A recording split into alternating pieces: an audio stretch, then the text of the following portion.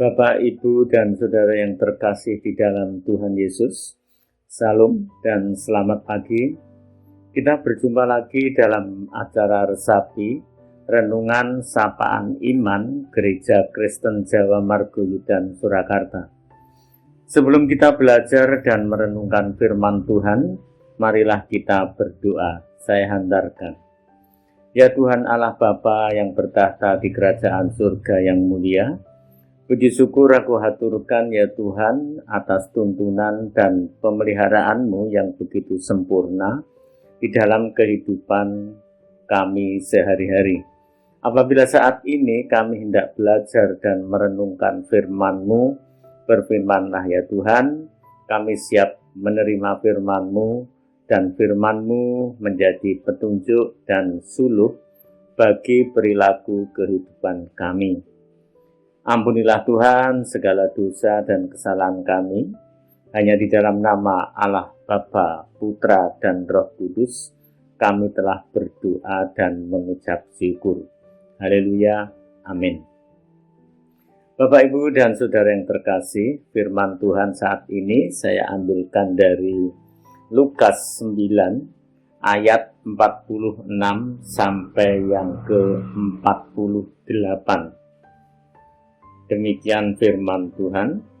Maka timbullah pertengkaran di antara murid-murid Yesus tentang siapakah yang terbesar di antara mereka. Tetapi Yesus mengetahui pikiran mereka, karena itu ia mengambil seorang anak kecil dan menempatkannya di sampingnya.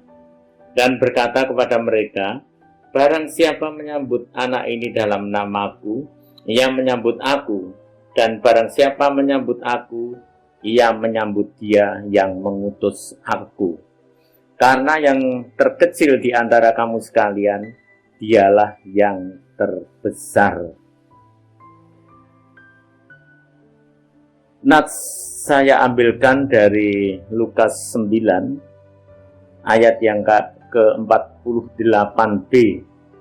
Karena yang terkecil di antara kamu sekalian, dialah yang terbesar. Sedangkan tema perenungannya adalah belajar menghargai yang kecil dan sederhana.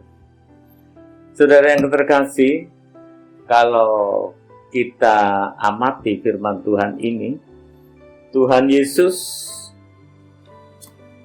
memberikan teladan kepada kita untuk tidak menyepelekan hal-hal yang kecil atau yang sederhana.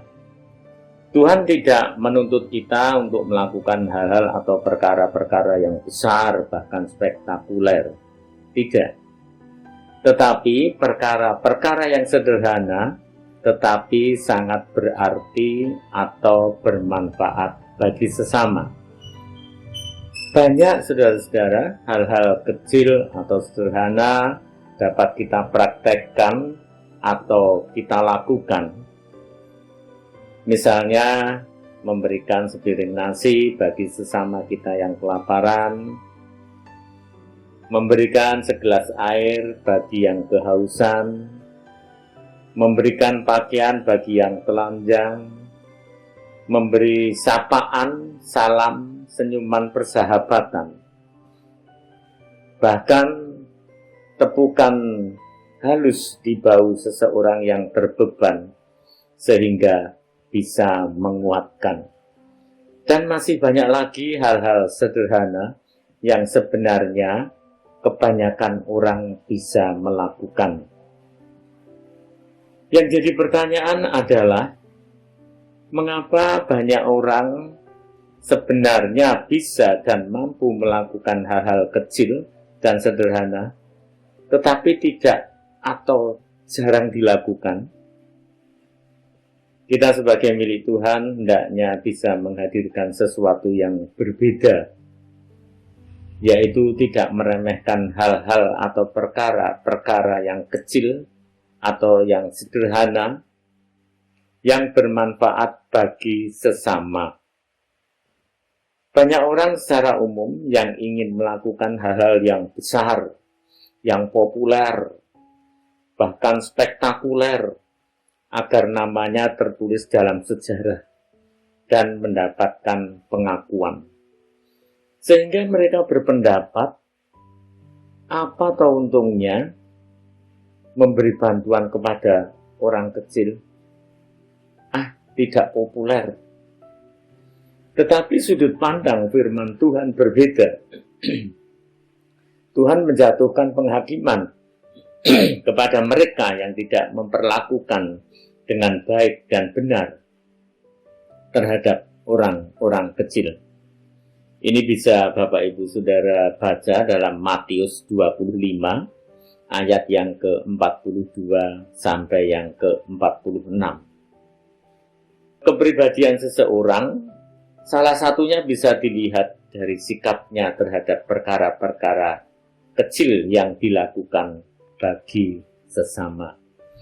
Bapak, Ibu, dan saudara-saudara yang terkasih di dalam Tuhan Yesus, marilah kita menolong dan memperhatikan sesama mulai dari hal-hal atau perkara-perkara kecil dan sederhana, sehingga hidup kita akan semakin berlimpah dalam damai sejahtera. Tuhan Yesus memberkati. Amin.